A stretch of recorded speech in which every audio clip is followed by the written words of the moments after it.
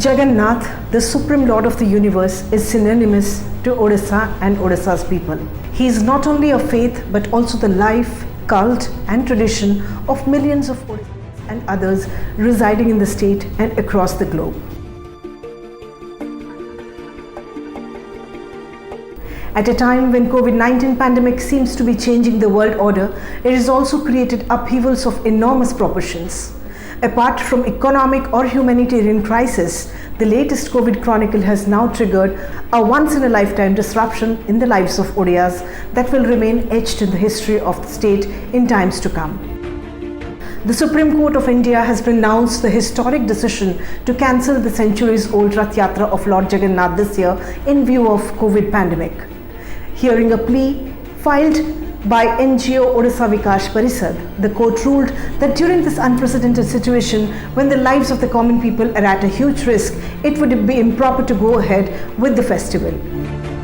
The top court's order has now triggered widespread debate among all sections, be it the servitor communities, political parties, intellectuals, culture experts and even common man. Researchers say that Rath Yatra has been conducted under all circumstances since time immemorial, including the past pandemic, and the tradition has never been hindered when the deities are inside the shrine. The only exception was seen during the Islamic invasion on the temple when Lord Jagannath himself had to be rescued to a different location. The break on the tradition barely 4 days before the festival has now touched the raw nerves of people, mostly because of the fact that the preparations for the spectacle were in last phases.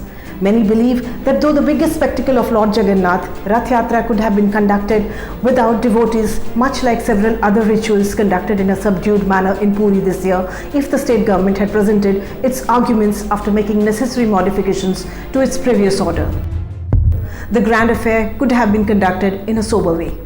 While Supreme Court's order is supreme and aimed towards ensuring the safety of the public during this unprecedented COVID pandemic situation, now questions are being raised on Odisha government, which roped in noted lawyer Harish Salve for the case. As per reports, Odisha government's counsel did not present any supportive arguments like steps taken to successfully conduct other rituals like the Snana Yatra without the presence of devotees. Questions are also being raised as to why the government did not show any genuine intentions of holding the festival, which is directly connected with the emotions and sentiments of millions of devotees across the globe. It is being argued that the Rath Yatra cancellation by the Supreme Court has played out in favor of the state government that used such legal recourse as a smokescreen. As the temple administration and government begin to work out alternative way to conduct the most important ritual of the Lords, it is important to touch upon the concerns raised by the experts and servitors.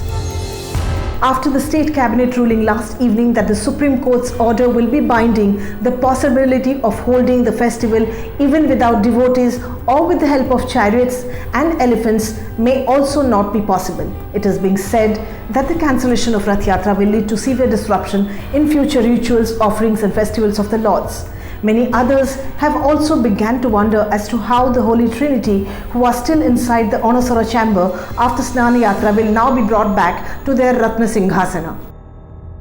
Even Gajapati Dibya Singhadev urged people to follow the apex court's order, but also added that the decision of Puri Shankaracharya will be extremely crucial.